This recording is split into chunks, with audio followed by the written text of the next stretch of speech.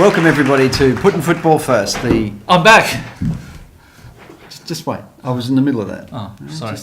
Welcome to Putting Football First, everybody. The show that SBS wants to buy but can't afford, where we cover daily the goings on at the 2018 World Cup through the eyes of Newcastle. And looks like I need to say welcome back, Tony.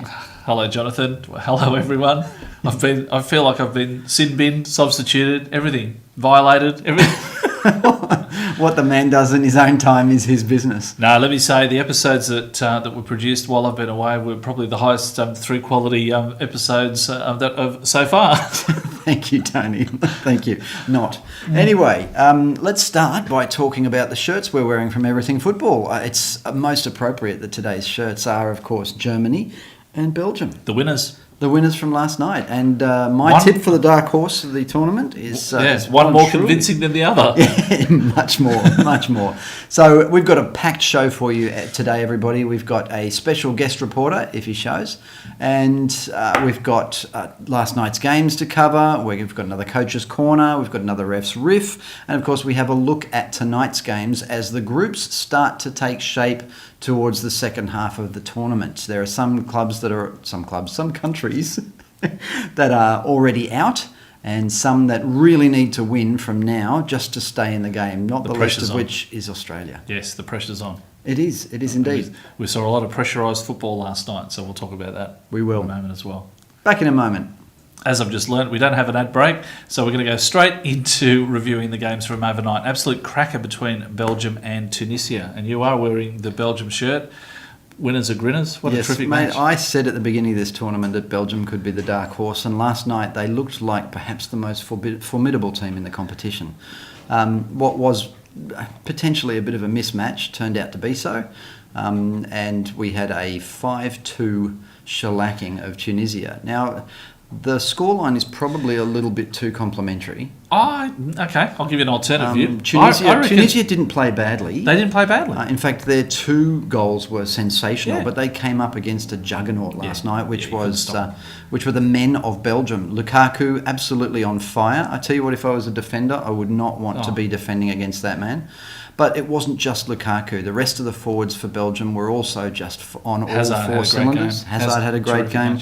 But what made the difference to me was the halves. The service that the forwards were getting from the halves in Belgium was perhaps the best performance I've seen so far in the tournament. The first 20 minutes or so, 25, even probably almost the entire first half, every time that either side attacked, it looked like they were going to score. I've never seen a game like it. Even Tunisia, I don't think you're right. I don't think they were that bad. When they pressed forward, they looked likely to score. Belgium, as soon as they counter-attacked, they looked likely to score. It was just, and you could hear it from the crowd. Like, it was just such an enjoyable really game to watch. And quality, beautiful passes, great goals. I mean, entertaining for the crowd, but also for us. I mean, it was, we've watched a lot of football in the last 8 days. Yes. And hello to my long-suffering family. And this game, it was one of those where... Don't start. This game was one where I thought I'll watch the first half and I might get some sleep, and I couldn't. You couldn't take your eyes away from it. But what it's showing is, and as we get on to the other matches as well, we still haven't had a 0-0 draw. It's the first time, even though we're back to the 1954 World Cup final, where there was apparently a run of 27 matches without a 0-0 draw. This is now superseded. No country can stop the opposition from scoring. Every country has got a weakness. You know what I think it is? It's the difference is the VAR. Yeah, right? well, the forwards and the backs used to get away. I mean, it's an interesting thing. This whole tournament is the game of football changing forever. Yeah, I think it is. And teams are actually training for the VAR now, but the VAR means that any indiscretion in the box that they used to get away with is now a penalty. That's it. And I think we've seen that. That's why we haven't had no 0-0 games. Is that somebody bumps with an elbow, VAR is going to pull them up, unless of course you happen to be Sweden, and then there's a penalty. So a big shout out to Lukaku. Getting back to the match we were talking about, Lukaku is now equal top scorer with Ronaldo. Zabi Varka's still top scorer. I beg your pardon. Zabi Varka has now scored more than anybody else. But as for the players, he's equal with Ronaldo on 4. And on last night's performance, you would have to say, I'm tipping him for the tournament. He's going to go a long way. I'm not sure he'll take out the golden boot, but wasn't it great to hear that sort of story that was leaked out of the Belgian dressing room where someone actually kicked Lukaku up the backside from the first match in the first half where he touched the ball 7 times, and it was either the coach or one of the other players who said, pull your finger out, you need to do more work. He did in the second half, scored 2. I hadn't heard that story, but it made a difference, didn't it? Well, he's the first player since Maradona to score a brace in 2 consecutive games. Maradona did it in the 86 World Cup final, England, Belgium, and now Lukaku's done it. Yeah. Oh, I'll look forward to seeing him in the next few matches. So, a bit of a shellacking, and clearly Belgium making sure they're going through to the second 2 weeks of this tournament. I think so. Now, the next match, Mexico-Korea. Again, Mexican supporters are terrific. They've gotten behind this team. They're playing beautiful football. Tequila does wonders for a crowd. It really does. Don't. Oh, sorry. I shouldn't mention tequila in front of the vodka man, should I? Nothing with white spirits, please. Look, again, South Korea, I don't think they played badly, but they're in that same category that goal as by Australia. That second goal was a cracker. It was a cracking goal, but scored in the 92nd minute. They cannot seem to put. It's like they're like Australia. A lot of endeavour, a lot of great interplay. They get to the final third and they make the poor decisions at the crucial moment and the moments lost. There were goals handed to them on a platter potentially, but they just couldn't finish off. And again, they come up with a terrific goal. Right on the death of the match, which leaves them thinking, if we'd done that a little bit earlier, we could have pressed ahead. So it's just that lack of quality in that final third that's going to see these some of these teams go home early. Very true. And look, speaking of goals in the final moments of a game, how ripped off were not Italy last night? Not Italy, yes. I take you back to 1990 and a certain German captain. Yes. Let's go back. Let's go back. Because there's a lot of history in the World Cup. That's what I bring to the table, a lot of history. Lothar Matthäus, the captain of Germany in 1990, World Cup winning team. He said something that, again, I've always remembered. He said, we play for 120 minutes. That's what he said. Seriously, he said that back in that time. And you can see makes sense, doesn't it? The Germans play for 120 minutes. And these guys, it's not over till it's over. 2 minutes earlier, they hit the post. They create enough chances to put the odds in their favour. I think it would have been unfair on them to have a 1-1 result, a 1-1 draw. I would have been happy with it. I would have been happy with a 1-1 draw. I would have liked to have seen them. And again, the commentator of the match, nailed it. He said now Germany's finally getting to feel what every other country feels like, that anxiety and the pressure. But them and Brazil. Yeah, they've both been, sort of literally the proverbial bricks at the end of games to get through. But I do think, and look, this affected the Socceroos game as well. I think when there's a bad call and it is something that would affect the score early in a match, the penalty. I hate to come back to it, but where on earth was the VAR? I was just starting to trust the VAR. I was just starting. They had a few rough spots at the beginning of the tournament, but now it's working beautifully. And that was the most inexplicable miss of a penalty I've seen in a long time. What it does is change the game. Yeah, it changes how both teams play for the rest of the game. So you can't say that it was early in the game and therefore it does. It changes how they play. France parked the bus after they scored against us. The part I don't understand, and again reading comments on social media, is that there was more to it than just the penalty. To me, it was a straight red card. Boateng grabbed the player by that shoulder. He pulled it back, then he pushed it forward. You might want to grab the footage. And the leg. And then the left leg, as you see here, the left leg went across, cut him down. It was a goal-scoring opportunity. It was a penalty and a red card. That changes the game. That changes the game. And again, Sweden scored a little bit shortly afterwards to make it 1-0 deservedly. But at the end of the day, if the Germans had played with 10 men Sweden for should 50 have been minutes. 2-0 and Germany should have been down to 10 men. It was a red card. And again, as you say, where was the VAR in this? At least a penalty, but to me it was a red card as well. True. And am I the only person that took a big, deep breath watching the German goalkeeper Neuer get hammered in a... he really got hit. He got hit hard. Because Boateng pushed the bloke into him. He pushed it into him. I thought, oh my God, because he's been out injured for so long. Doesn't it just show that... came back to the team. It just shows that football players don't have to roll around the ground as if they've been shot. When they take a hit, they can get up straight away. Right, Neymar should have taken note of that, Neuer just got up. Yeah, he got straight up. He's a big boy, Neuer. Sad for not Italy. They showed again that their qualification was no fluke. They were right into it. They could have... And to my mind, they should still be in it. Well, they are, but... We'll review the table tomorrow, but it leaves that table in such an interesting position that you potentially, and we'll talk a bit more about this tomorrow, you could potentially, if the results go a certain way, end up with 3 teams on 6, and one of them is going to miss out. Look, I would bet the German coach's earwax that they're going to struggle to get through. Oh, they're playing South Korea in the final match. I think they'll... but assume they win it and other matches go a certain way. Yeah. I mean, well, let's talk about it now. Have we got time to talk about it now, Harrison? We can talk about this now? Are we going to time? No, we'll come back to it. We'll come back to the scenarios that can happen in that group. We'll do that because it's really interesting. It is. It's fascinating. Time now to have a look at Coach's Corner, and Jonathan has another interesting focus on one of the key coaches in the tournament. Yes, tonight we talk about Poland's coach. Now, the thing about Poland, the reason we did this Coach's Corner today is because tonight we start that group. Group H, is it? Group H. I can't get excited about Group H. Yeah, and there's something wrong with you because Group H is the only group that's completely not going to plan. Who would have thought that after, sort of 8 or 9 days, we would have Japan and Senegal on top of Colombia and Poland? Now, on paper, there's no way that should have happened. I'm really interested in this. Yeah. Now, there's a few interesting things about the Polish coach. Take a look.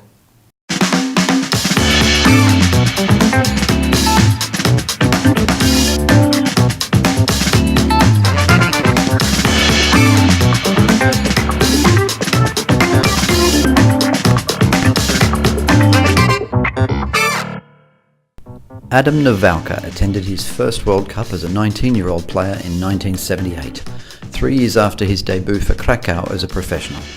He would play most of his games with this team and return later in life as a coach. While riding the top of the Polish league with Górnik Zabrze, he was approached and took up the post of national coach in 2013.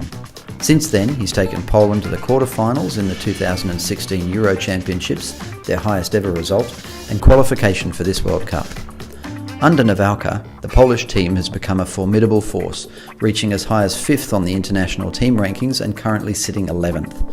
Poland is not often associated with big success at the World Cup, but has actually finished 3rd on 2 occasions. Success has evaded this team, however, since 1982. This World Cup boasts perhaps the strongest Polish team on record, with players like Glik, Kaminski and Lewandowski. Watch out too for lightning run attacks from Hull City's Gosicki. Some believe, however, that the team relies too heavily on Lewandowski for attacking results. He scored no less than 3 hat-tricks on their journey through qualification. Nawałka's first appearance in a World Cup was off the bench in 1978. On that day, he scored within minutes of taking the field. He had retired from international football due to injury before the next World Cup, and believes that the exploitation of his playing abilities had a lot to do with his shortened career. Perhaps driven by this, as a coach he is fastidious about player welfare, both physical and mental, and his preparation for the tournament is second to none. He arranged for all warm-up games to be against teams of like styles to the one they will face in their group stage in Russia, Nigeria, Korea and Chile, to prepare the team for Senegal, Japan and Colombia. He even arranged for the last control game they played to feature the new VAR technology, so players knew what to expect. He knows the personalities in his team, however, and has mentioned that managing the team's psychology will be one of his highest priorities. His players are tough, unbelievably hardworking and well experienced. Like most national squads though, if they don't gel as a team, they'll leave for home early. The feeling around the camp is positive, however, and the White and Reds don't seem to have too many injury clouds to worry about. While attacking flair from strikers and midfielders is in abundance, their defence has been found out of late, and the team has struggled to keep a clean sheet. If central defender Glik can get their defence in tight shape and they don't leak any more goals, there's no reason why the White and Reds cannot do well. The football gods gave Nawałka a glimpse of World Cup greatness in 1978, but then a lack of proper player welfare management took it away before 1982. This year he's back as a coach, and should the gods smile again, he may finally see the glory he deserves on the World Cup stage. Another fascinating Coach's Corner. Jonathan, Poland has been a force in world football for many, many years. I vaguely remember him as coming on in the 1978 World Cup. Vaguely. Yeah, I was only just born. Yeah. What was that? What was that? It's Roof's Roof now. Roof. Very funny. Let's go to your ref's riff. Let's do that now. Woof.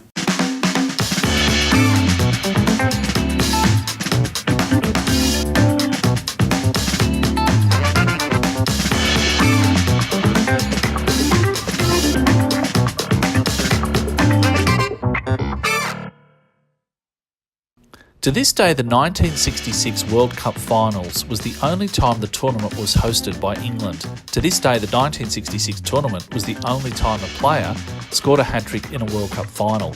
England's Geoff Hurst scored in the 18th, 101st and 120th minutes to score a memorable and controversial hat-trick. Godfred Dienst from Switzerland and his Russian linesman allowed the Hurst goal despite protests that the hole of the ball had not crossed the hole of the line. The Russian linesman was clearly not in the best position to judge. He should have been further back towards the corner flag. The referee consulted with his linesman and decided to award the goal.